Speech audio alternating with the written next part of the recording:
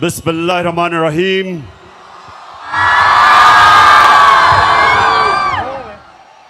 इय्याका नअबुदु व इय्याका नस्तईन। मेरे गुजरात के बाशऊर पाकिस्तानियों,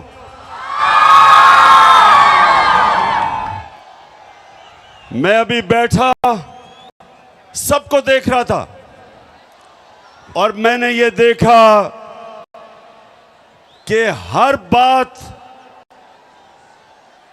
बात जिसके अंदर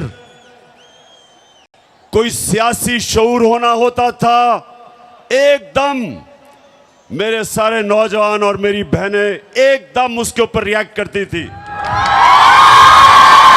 माशाल्लाह माशाल्लाह। और आज 8 साल के बाद इसी स्टेडियम में मैं आया और 8 साल पहले मैं समझता था कि बहुत बड़ा जलसा है, लेकिन आज माशाल्लाह आपने सारे रिकॉर्ड तोड़ दिए। शुक्रिया जी। मैं अभी महंगाई के ऊपर आने लगा हूं। डीजल की कीमतें मुझे पता है कि कहां से कहां गई। जब हमारी हुकूमत को साजिश के तहत हटाया गया तो 150 रुपया लीटर पे पेट्रोल था और 145 रुपए पे 1 लीटर फजल रहमान था।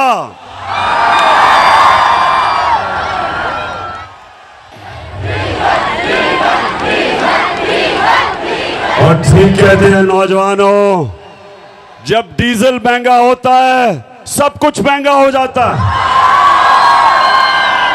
ट्रांसपोर्ट महंगी हो जाती है, जनरेटर महंगा, बिल ज्यादा आता है किसानों का, हर चीज महंगी होती है जब फजल रहमान महंगा होता है। अच्छा गुजरात, अब जरा थोड़ी खामोशी से नौजवानों, अभी मैं डीजल पे बाद में आऊंगा, यानी मजीद डीजल पे बात करने के लिए बाद में आऊंगा। अच्छा अब सुने नौजवानों, अल्लाह ने संजीदगी से सुननी है बात मेरी, क्योंकि मैं नौजवानों आपके लिए खास तौर पे मैं अपनी कौम को हकीकी आजादी के लिए जगाने की कोशिश कर रहा हूं और मैं अल्लाह का शुक्र अदा करता हूं कि उसने मेरी कौम को जगा दिया है, बेदार कर दिया है। कौमों को इश्यूज का समझ आ गई है, कौमों में शऊर आ गया है और पहले शऊर आता है और उसके बाद इनकलाब आता है और इनकलाब हकीकी आजादी का, जो इंशाअल्लाह हमारी कौम को उधर लेके जाएगा जो हमारे अजीम नजरियाती लीडर इल्लामा इकबाल की सोच थी। एक गैरतमंद खुदार कौम, अपने पैर पे खड़े होने वाली कौम, जब दुनिया में बाहर जाए हर पासपोर्ट की दुनिया इज्जत करे। इंशाअल्लाह एक वक्त आएगा और नौजवानों बड़ी ख्वाब देखा करो, बड़ी सोच रखो। एक वक्त आएगा और अल्लाह मैं तेरे से दुआ मांगता हूं कि वो वक्त आए कि जब मेरा पाकिस्तानी दुनिया में जाएगा तो दुनिया कहेगी कि वो देखो पाकिस्तानी आ रहा है। ये ऐसे होगा। और नौजवानों सुनो मेरी बात, इंसान वो बड़े काम करता है जो बड़ी ख्वाब देखता है। वो इंसान ऊपर जाता है जिसकी बड़ी ख्वाब होती है। अगर मैं अच्छा अल्लाह ने क्रिकेट में कामयाबी दी थी तो इसलिए कि मैं बाकी खिलाड़ियों से बड़ी ख्वाब देखता था। मैं कभी मेरी ख्वाब रुकती कहीं नहीं थी कि पहले मैं कहता था मैं पाकिस्तान के लिए खेलूंगा, फिर मैंने कहा मैं पाकिस्तान का सबसे बेहतरीन खिलाड़ी बनूंगा, फिर मैंने कहा मैं दुनिया का सबसे बेहतरीन ऑलराउंडर बनूंगा, और फिर मैंने कहा अपने आप से कि मैं अपनी टीम को वर्ल्ड कप जिताऊंगा। ये होती है ख्वाब। तो मेरे नौजवानों, आप में से बड़े काम वो करेगा जो बड़ी ख्वाब देखेगा, और मैं पाकिस्तान की ख्वाब आपको बता रहा हूं कि अल्लाह ने हमें सब कुछ दिया है। मेरे मौला ने इस मुल्क को 12 मौसम दिए हैं। 12 मौसम है पाकिस्तान में, हम कुछ भी उगा सकते हैं। अल्लाह ने हर किस्म की नेमत दी, ज़रख़ेज़ जमीन दी, टैलेंटेड नौजवान दिए, वो पाकिस्तानी जो बाहर जाते हैं और बड़े बड़े काम करते हैं। जब मौका मिलता है मेरे नौजवानों को, ये सारी दुनिया में शाइन करते हैं, ऊपर जाते हैं। तो जो नौजवानों, मैं आपको आज बात बताना चाहता हूं जिसकी वजह से मैं अपनी सारी कौम के पास जा रहा हूं, अपने नौजवानों को जगा रहा हूं कि जब तक एक कौम हकीकी तौर पे आजाद नहीं होती, उसकी परवाज ऊपर नहीं जाती। गुलाम ऊपर नहीं जा सकते।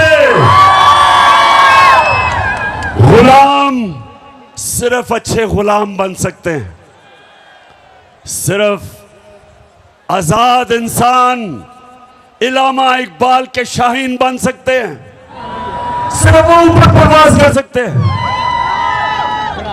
कायदे आजम एक गुलाम हिंदुस्तान में एक आजाद लीडर था। मुखालिफ भी कायदे आजम को इज्जत से देखते थे, खुददार थे, गैरतमंद इंसान था। लोग इज्जत आपकी तब करेंगे, नौजवानों ये सुन लो मेरी बात, जितना मर्जी पैसा कमा लो आपको इज्जत नहीं मिलेगी। इज्जत तब मिलेगी, इज्जत तब मिलेगी जब आप पहले अपनी इज्जत खुद करेंगे। अगर दुनिया से इज्जत करवानी है, पहले अपनी इज्जत को खुद करो।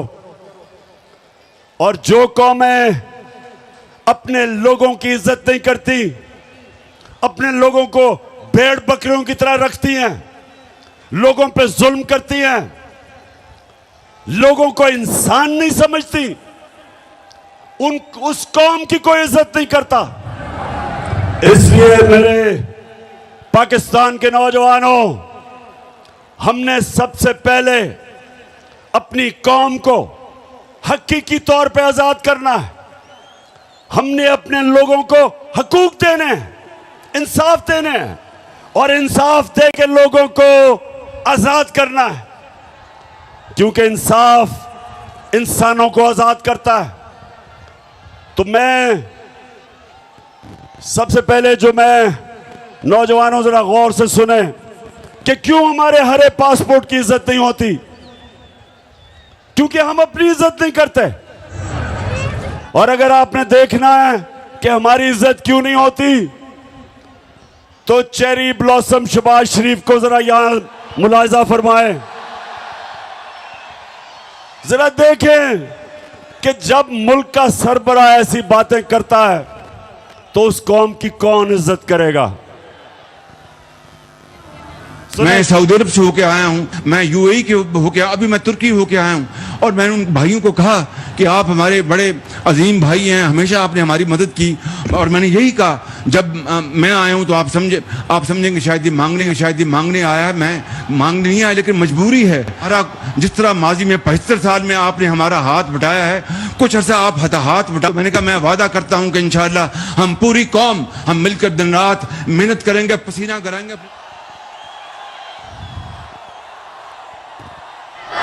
गुजरात और मेरी आप बहनें इतनी तादाद में आई हैं, आपको भी मैं खुशामदीद कहता हूं। अब मुझे सवाल का जवाब दे।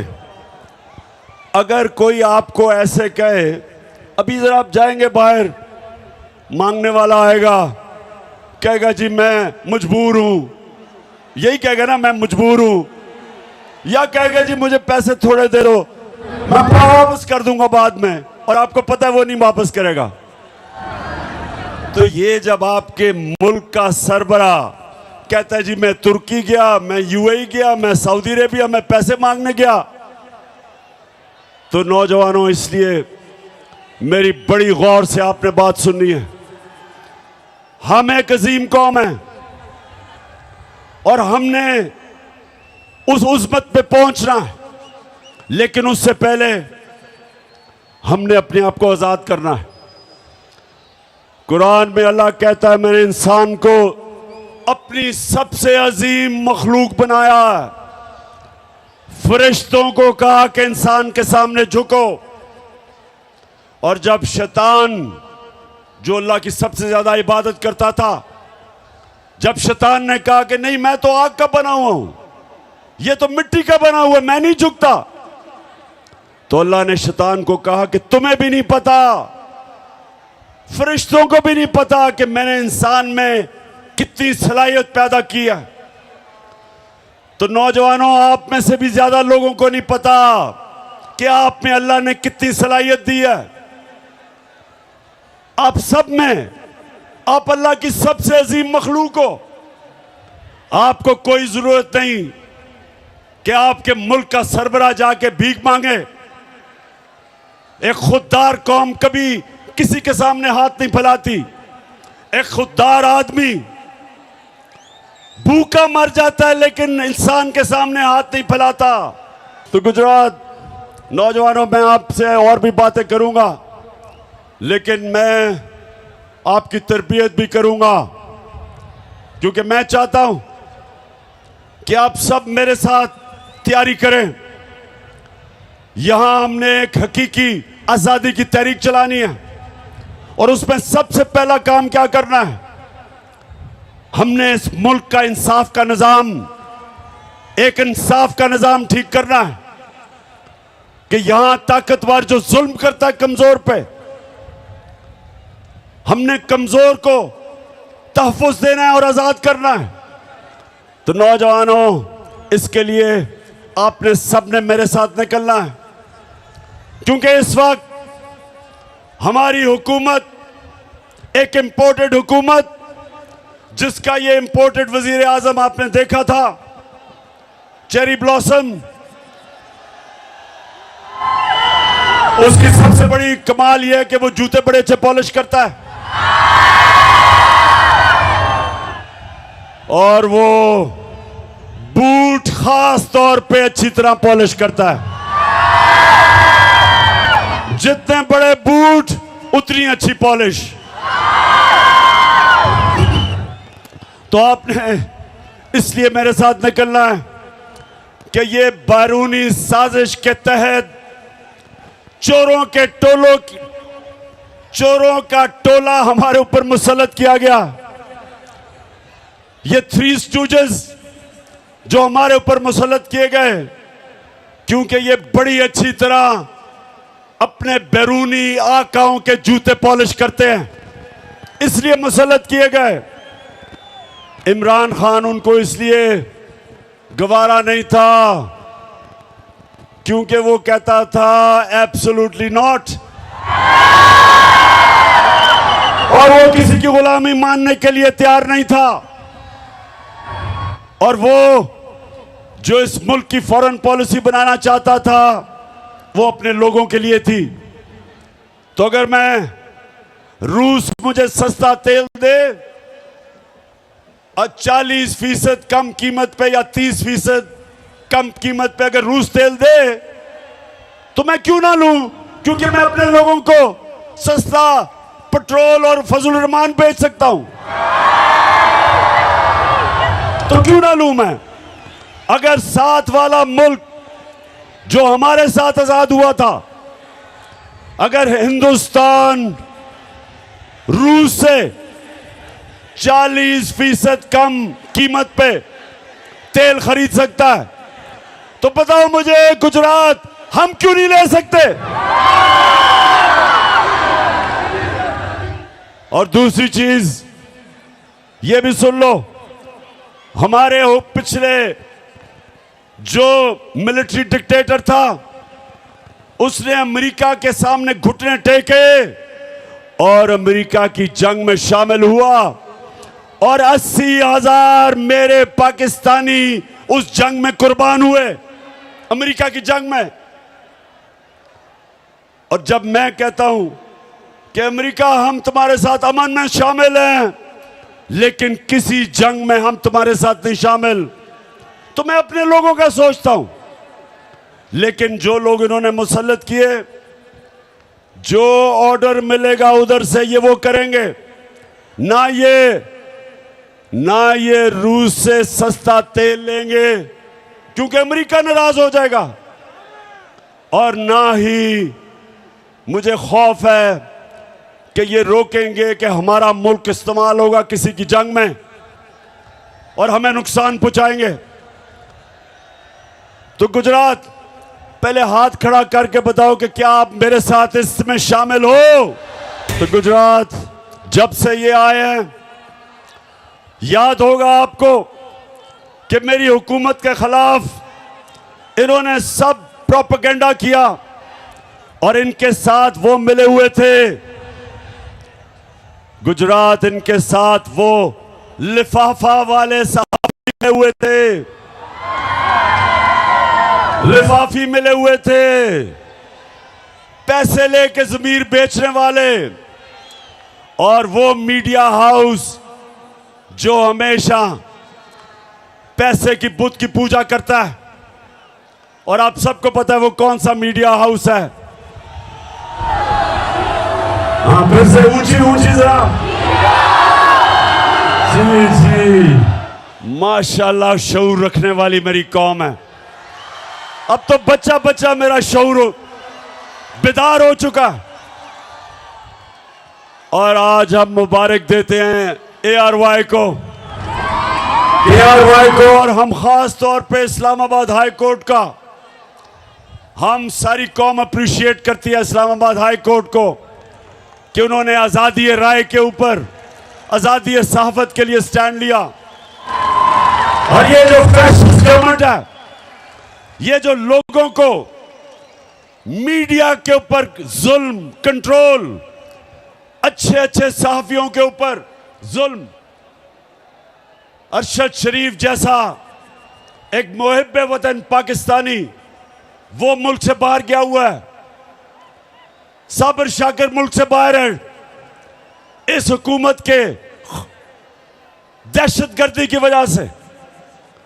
एयाज अमीर जैसा दानिश्वर, समी इब्राहिम, उनको इन्होंने मारने की कोशिश की।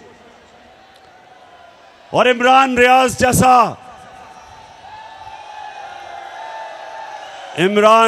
जैसा बाज़मीर सहाफी, उसको जेल में डाला, ARY को बंद किया, बोलने जब दिखाना शुरू किया उसको बंद किया। तो मैं इस्लामाबाद हाई कोर्ट आपको ये कौम सलाम करती है। वैसे मैं नौजवानों में यहाँ ये एक और भी आपसे बात करा चलूं, क्योंकि मेरा केस लगा हुआ है। मैं पहले ये सबसे सारी कौम के लिए, अभी मैंने आपको एक दो और वीडियोस बड़ी मजेदार दिखानी है, जरा थोड़ा सब्र करें जरा। तो ये 26 साल पहले मैंने जब सियासत शुरू की,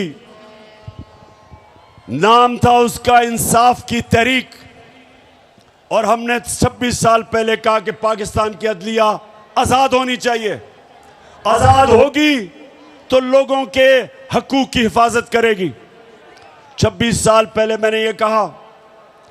उसके बाद जब आजाद अदलिया की तहरीक चली तो मैं वाहिद पॉलिटिकल लीडर था जिसको जनरल मुशर्रफ ने जेल में डाला आजाद अदलिया की तहरीक में। और हमारी जमात वो थी, 2008 का इलेक्शन हमने बॉयकॉट किया आजाद अदलिया के लिए, और मैंने हमेशा अपनी अदलिया को मजबूत करने की कोशिश की और मैं हमेशा उनकी इज्जत की है। और ये जो नून लीग आज कह रही है अदलिया को कि इमरान खान के खिलाफ एक्शन लो, नून लीग शर्म से डूब जाओ।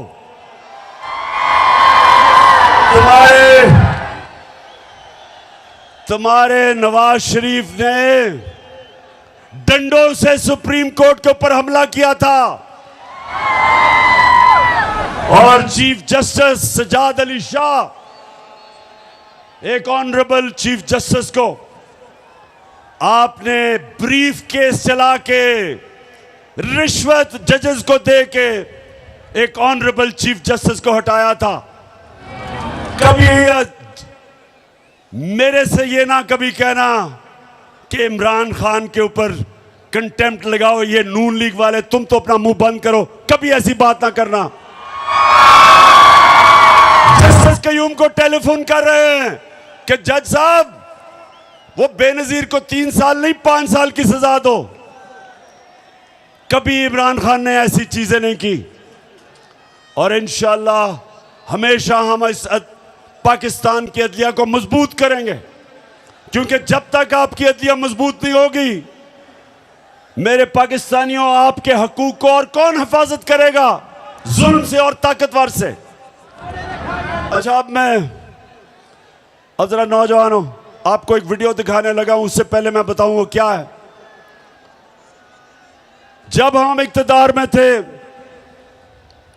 तो सबसे ज्यादा शोर मचा था कि जी बड़ी महंगाई हो गई पाकिस्तान में। वो बिलावल भुट्टो, पता नहीं वो जरदारी है या भुट्टो है, उसने डराने के लिए एक मार्च, महंगाई मार्च की और यहां आके इस्लामाबाद कहता कि इमरान खान की कांपें टांगेंगी। वैसे बिलावल, खुदा के वास्ते 14 साल में उर्दू तो सीख लो। अच्छा, और दूसरी तरफ नून लीग के शहबाज शरीफ और इनके वजीर हर दूसरे दिन कहें जी IMF के गुलाम बन गए हो आप, IMF के कहने पे महंगाई कर रहे हो। IMF को तुमने पाकिस्तान को बेच दिया। ये हर रोज हमें सुनना पड़ता था इनसे। जरा ये शहबाज शरीफ को सुनाए, ये इक्तदार से पहले क्या कह रहा था IMF के ऊपर, सुने जरा। ये IMF के मिन्नते तरले कर रहे हैं और उनके साथ ऐसी शराइत हम एक्सेप्ट कर रहे हैं जिससे कि पाकिस्तान की खुद मुख्तारी और आजादी पर बहुत बड़ा धचका लगेगा। हम खुद इकट्ठे करते हैं, सूबों के साथ बात करें। 180 अरब रुपए जमा करना कोई मुश्किल काम नहीं, लेकिन ये $1 अरब के लिए IMF के आगे ढेर हो गए हैं। ये सिक्योरिटी रिस्क बन चुके हैं। ये जो इनका IMF डील है ये गैर कानूनी है। हम आज भी इसको नहीं मानते हैं। हम मुतालबा करते हैं कि IMF डील से निकलो, इस अवाम दुश्मन IMF डील से बाहर आए। इस मुल्क का अहम बिल है, आप बेशक बुलडोज कर लें, ये कल वापस होगा। ये इमरान नियाजी ने स्टेट बैंक दिया IMF को, कायदे आज़म ने आजादी दी, इमरान नियाजी ने IMF का गुलाम बना दिया। सब गद्दार हो, वतन बेच रहे हो, स्टेट बैंक बेच रहे हो, खुद मुख्तारी बेच रहे हो।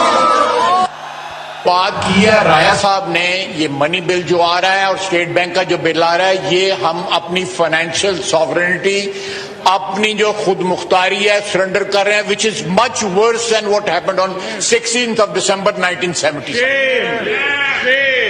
जनाबे वाला, यहाँ पे स्टेट बैंक जो है वो IMF की लोकल ब्रांच बन चुका है। हमारे यहाँ पे स्टेट बैंक के गवर्नर के रूप में वायसरॉय आ चुका हुआ है। हम इस वक्त एक फाइनेंशियल कॉलोनी बन चुके हुए हैं मालियाती अदारों।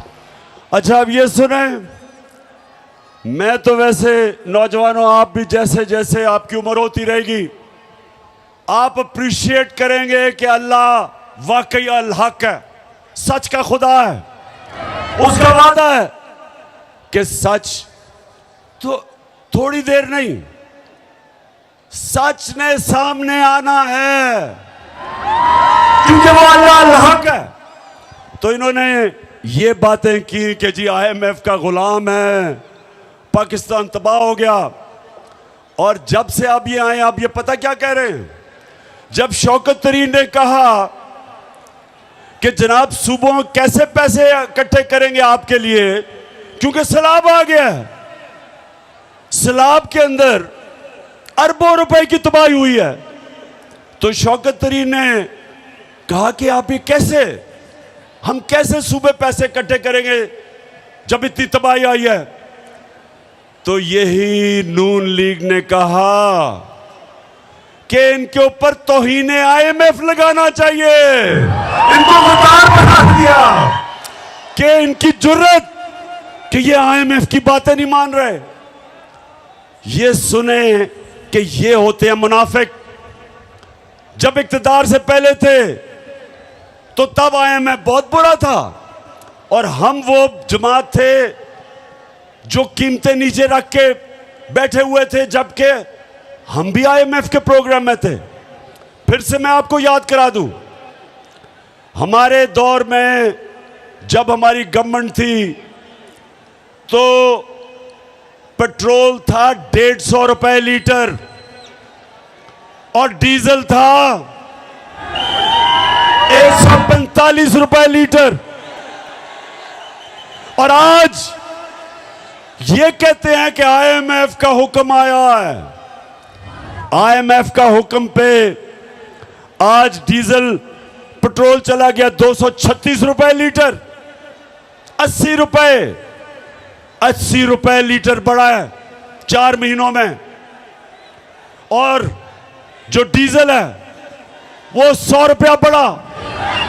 तो मैं सवाल पूछता हूं कि जब हम इनसे पूछते हैं कि जी क्यों इतना आपने तेल क्यों इतना बढ़ाया, तो कहते IMF का हुक्म है। हम भी IMF के प्रोग्राम में थे, हमने महंगाई ऐसे नहीं आने दी। हमारे दौर में, नौजवानों की जरा सुनो, सेंसिटिव प्राइस इंडेक्स होता है जो आम लोगों के इस्तेमाल करने की चीजें। तो हमारे दौर में जो महंगाई थी, आलमी महंगाई थी, SPI हमारे दौर में 17 से 18% था। आज कितना है बताओ, कितना है आज? 45%, 3 गुना ज्यादा। 4 महीने में क्या हुआ कि 45% पे महंगाई पहुंच गई। हमारे दौर में तेल आलमी मार्केट के अंदर $103 और $110 में था। फिर से सुन लो, हमारे दौर में 103 से $110 पे तेल था आलमी मंडी में। आज $96 है तेल, आज $96 है, उससे कम है। तो आज पेट्रोल और डीजल इतना महंगा कैसे हो गया? हम भी IMF प्रोग्राम में थे, आज इतनी महंगाई कैसे हो गई? इन्होंने तो सारी हमारी हुकूमत के खिलाफ प्रोपेगेंडा महंगाई पे किया था। आज लोगों से पूछे बिजली के बिल, हमारे दौर में 18 रुपए यूनिट बिजली थी, उसको भी हमने 5 रुपए पे सब्सिडाइज किया था। आज बिजली 36 रुपए यूनिट है और टैक्स लगा के 50 रुपए तक पहुंच जाती है। बिजली के बिल आए आपके घरों में? बताएं, आए बिजली के बिल? बिजली के बिल आए तो मुझे बताएं कि साथ आपने डिस्प्रिन रखी हुई थी सरदर्द बचाने के लिए। ये है आज जो बाहर से हमारे ऊपर इंपोर्टेड हुकूमत जो लेके आए थे। ये इसलिए नहीं आए थे महंगाई कम करने के लिए, ये आए थे अपने करप्शन के केसेस खत्म करने के लिए। तो ये गुजरात, ये महंगाई कम करने नहीं आए थे, ये अपने करप्शन के केसेस वो खत्म करवाने आए थे। पहले जनरल मुशर्रफ ने इनके केसेस खत्म किए, एनआरओ दिया 2008 में। तब इन्होंने अरबों रुपए की चोरी की थी, शरीफ और जरदारी खानदान ने, उसने केस माफ किए, जबकि वो कर नहीं सकता था क्योंकि पैसा तो आपका था। गुजरात फिर से समझ जाओ, चोरी और करप्शन में क्या फर्क है। चोरी होती है जो आपके घर में कोई आके चोरी करे, मेरी कोई घड़ी चोरी कर ले, मेरे घर से पैसे लूट ले, ये इसको चोरी कहते हैं। करप्शन होती है जब कौम का पैसा चोरी होता है, जो पैसा आपके स्कूलों पे, अस्पतालों पे, सड़कों पे, गुर्बत कम करने पे, सब्सिडी देने पे जो पैसा आपके ऊपर लगना होता है वो इनकी जेबों में चला जाता है, वो मुल्क को नुकसान पहुंचाता है। और जब मुल्क के सरबरा, प्राइम मिनिस्टर, वजीर चोरी करते हैं, मुल्क तबाह हो जाता है। तो गुजरात, हमारी जंग इंसाफ की, जब इंसाफ आएगा तो चोरी खत्म होगी, करप्शन खत्म होगी। और इसलिए हमने सबने मिलके इस इंपोर्टेड हुकूमत के साथ आप तैयारी करनी है, एक तहरीक चलानी है, और जब मैं कॉल दूं आप सबने निकलना है। मैं इस हुकूमत को आज खबरदार करना चाहता हूं, ये जो आप हरबे इस्तेमाल कर रहे हैं, ये जो आप जुल्म कर रहे हैं, ये जो आपने शहबाज गिल के ऊपर तशद्दुद किया, जेल में उसको डाल के, उसको नंगा करके जो उसके ऊपर आपने तशद्दुद किया, मैं आज आपको खबरदार करना चाहता हूं कि जिस तरह आपने जमील फारूकी, एक सहाफी को, उसको जेल में बंद करके उसको भी नंगा किया, तशद्दुद किया, और खास तौर पे हमारे सिंध के ऑपोजिशन लीडर हलीम आदिल शेख, उसको एक केस से निकलता है दूसरे में डाल देते हैं। 27 FIR सिंध के ऑपोजिशन लीडर के ऊपर की हुई हैं, उसको जेल पे उस पे तशद्दुद किया। तो मैं इसके अलावा जो आपने सहाफियों से किया, मैं आज आपको वाज़े तरीके से खबरदार करना चाहता हूं कि हमारा जो इंसाफ का, जो हमारी इंसाफ की जो तहरीक है, अगर इसी तरह आप करते रहे वो इस्लामाबाद की तरफ आएगी और आप सबको छुपने की जगह नहीं मिलेगी। तो मेरे नौजवानों, सब तैयार हो जाओ कि हमने जुल्म का मुकाबला करना है। ये जितना हमारे ऊपर, मेरे कारकुनों पे जितनी FIRs काटेंगे, मेरे ऊपर मुझे दहशतगर्द बना दिया, दहशतगर्द की FIR काट दी कि मैंने सिर्फ ये कहा कि जो शहबाज गिल के ऊपर तशद्दुद हुआ, जिन लोगों ने किया, उनके खिलाफ कानूनी कार्रवाई करेंगे।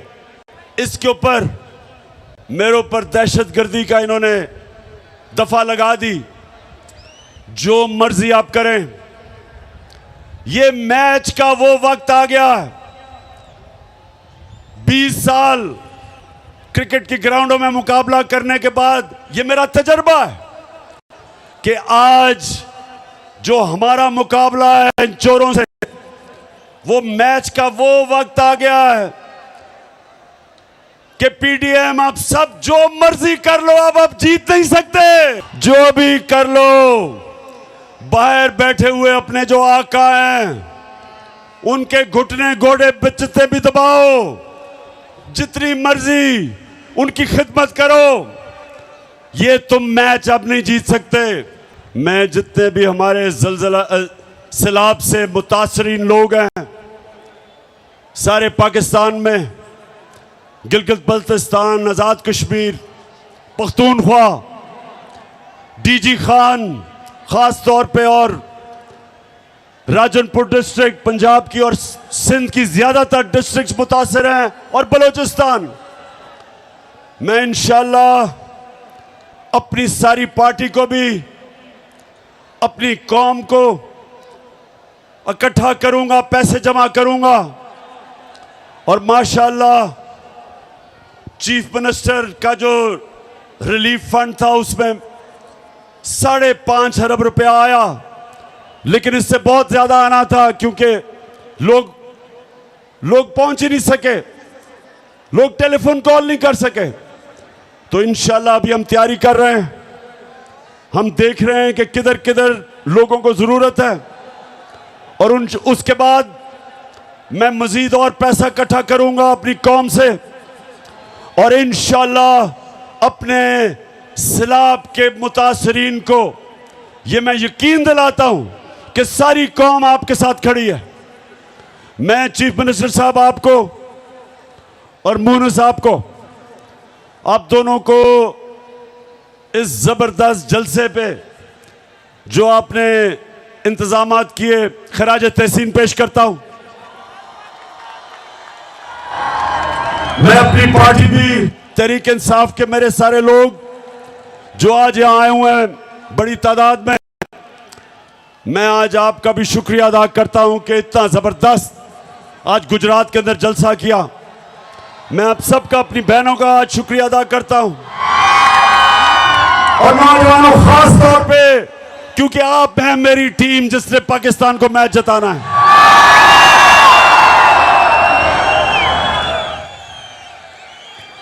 मैं अपने सारे स्टेज के ऊपर एमपीज, एमएनएज, सबको, सारे आपकी सारी फैमिली को, चौधरी साहब, अपनी टीम को, आज मैं सारों को इस शानदार शाम के और जबरदस्त जलसे का आप सबको खराज तहसीन पेश करता हूं। अब गुजरात, मैं इंशाल्लाह कल सैलाब वाले इलाकों से शुरू कर रहा हूं, उधर भी जा रहा हूं, जलसे भी कर रहा हूं, अपने जो मुतासरीन हैं सैलाब के उनके पास भी जा रहा हूं, अपनी कौम को हकीकी आजादी की तहरीक के लिए भी तैयार कर रहा हूं।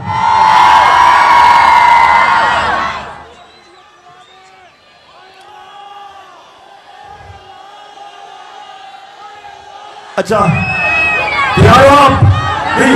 तैयार हो तहरीक के लिए? माशाल्लाह माशाल्लाह। गुजरात, मैं आज आप सबका दिल से शुक्रिया करता हूं। पाकिस्तान जिंदाबाद।